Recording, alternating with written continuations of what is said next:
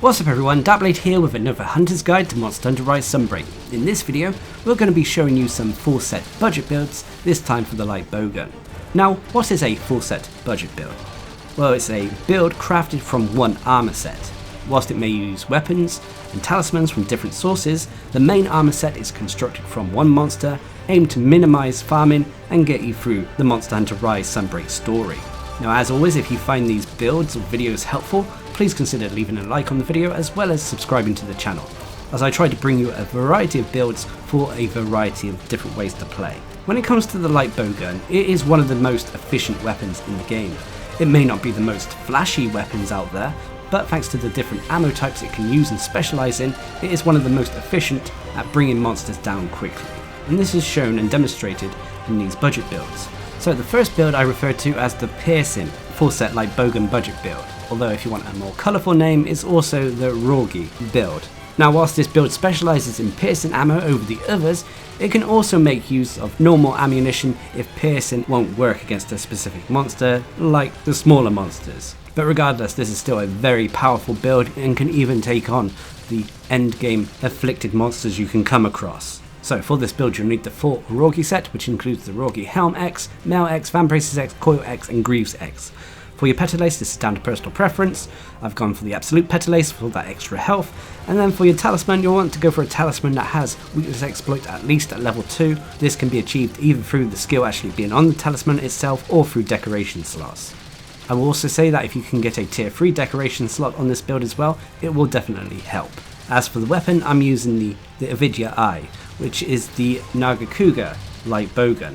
We're taking this primarily because it's able to use both piercing rapid fire level 1 and 2 ammo quite effectively. Even if you don't have the Nagakuga light bowgun at its highest level as it is shown here, you will still have similar results. As for the bowgun mod, I've gone for a long barrel, and then for the rampage skill, unfortunately you have very little to choose from, so I've gone for a Spirit Bird doubled rampage skill. So when it comes to the decorations, you've got a few to play around with, but some of them are mandatory.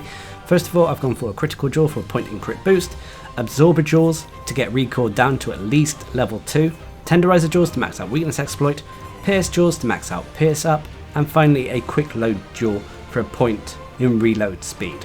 Luckily, the Nagakuga light bowgun is so forgiving when it comes to the ammunition types it has available that we don't have to invest more when it comes to the absorber and quick load jaws, which is normally the case when it comes to bowguns. But anyway, if you've done what I've done here, you'll have a build with a raw attack of 334 with a 40% base affinity, which can easily be 90% when you take into account weakness exploit, and you'll also have an OK defense of 661 that is strong against fire, thunder and dragon, but unfortunately weak to the other two elements. As for the switch skills, these are down to personal preference. So when it comes to the skills, first of all you'll have weakness exploit at level 3, which is a skill that increases our affinity whenever we're attacking monster weak points. This increase can be up to 50%. You'll then have poison attack at level 3, which is a skill that increases the poison rating and poison buildup of the ailment on a monster. Unfortunately though, the Nagakuga light bowgun doesn't have access to poison ammo, so this unfortunately is kind of wasted. But if you were to use a different weapon, a different light bowgun that has the poison ammunition available to it, then this will increase how effective it is. But you'll then have Pierce 3 at level 3, increasing the damage of piercing ammunition, which is definitely needed for this build. You'll then have Ammo Up at level 3, which is a skill that increases our clip capacity, meaning that how many bullets we have in our gun before it needs reloading.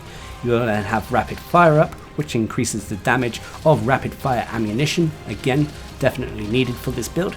You'll then have Evade Extender at level 3, which is a result of the armor, but it is a wonderful quality of life skill that increases the distance at which we can evade and dodge. This is probably our main defensive skill and allows us to avoid attacks quite easily. You'll then have Poison Resistance at level 3, negating the poison element on a hunter. You'll also have Mind's Eye at level 2, which is a byproduct of the armor. It's not really needed on this build whatsoever, as it really only affects melee weapons, preventing your attacks from being deflected off of them. You'll then have Recoil Down at level 2. We needed to get this to at least level 2 in order to reduce the recoil when firing the rapid fire piercing ammos levels 1 and 2. You'll then have Critical Boost at level 1, which when our attacks crit a monster, they will deal increased damage, but this damage is only classed as raw damage. You'll then have Slugger at level 1, which is a byproduct of the talismans we're using, but it gives an increased stun effect to our attacks should they hit ahead. And then finally you'll have reload speed at level 1, increasing how quickly we can reload the weapon. We needed a point in this so that the piercing ammo we are using has the quickest possible reload time. So as you can see, it's quite a simple build in all honesty, but it's very effective. So long as you're using the rapid fire piercing ammunition, you'll have a very potent build in your hand. But every build out there comes with pros and cons, even this one. One of the biggest pros for this build is its damage output. Whilst the shots you fire individually won't be hitting very hard, when they're combined together, you'll soon find the damage racking up. On top of that, this build has quality of life options, from ammo up, evade extender, poison resistance, and a few others. These will all add to the quality of a hunt and make it feel maybe easier than it is. And finally, when it comes to the pros, this build is relatively easy to build and construct. You don't need super rare decorations or talismans in this build. But of course, there are cons. The first biggest con for this build is unfortunately it is a little bit lacking when it comes to raw attack power. It isn't the worst, and you're still able to bring down monsters quickly, but it's still a con nonetheless. This is thanks to the lack of attack increased skills, as well as the Nagakuga weaponry having low raw attack on it anyway.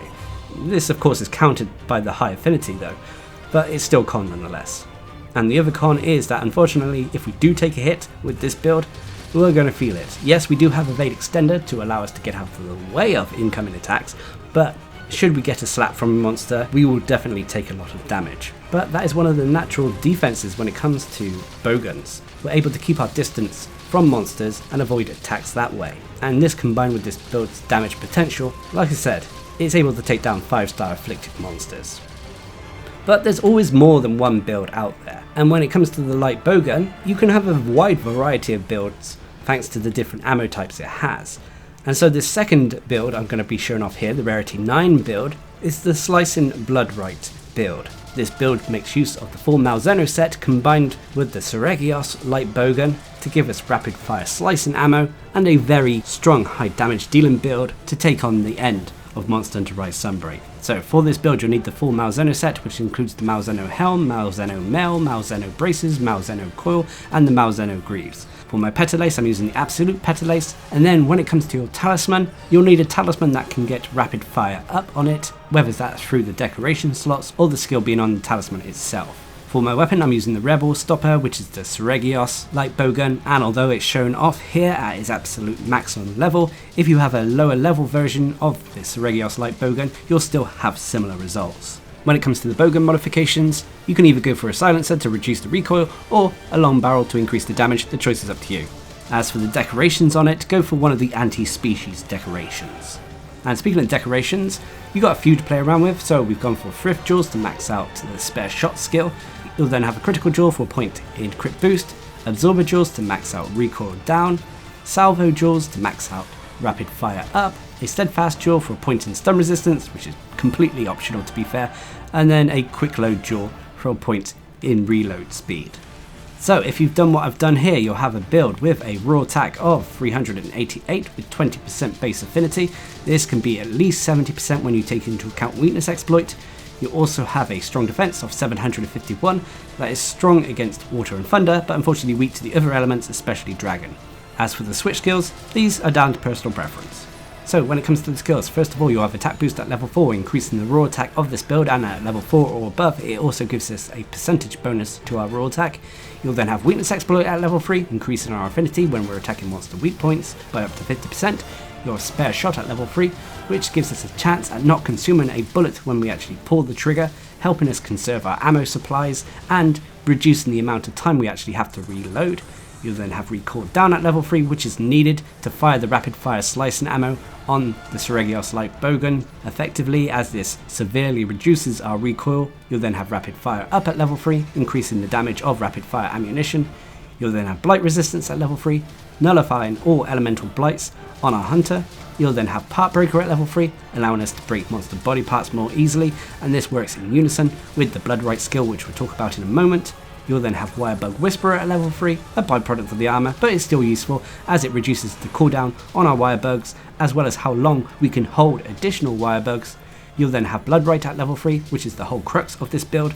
Bloodright is a skill that whenever we're attacking monster body parts that have been broken, hence the reason we've taken Part Breaker, a portion of that damage will be used to heal our hunter, meaning that we don't always have to sheath our weapon and drink a potion manually.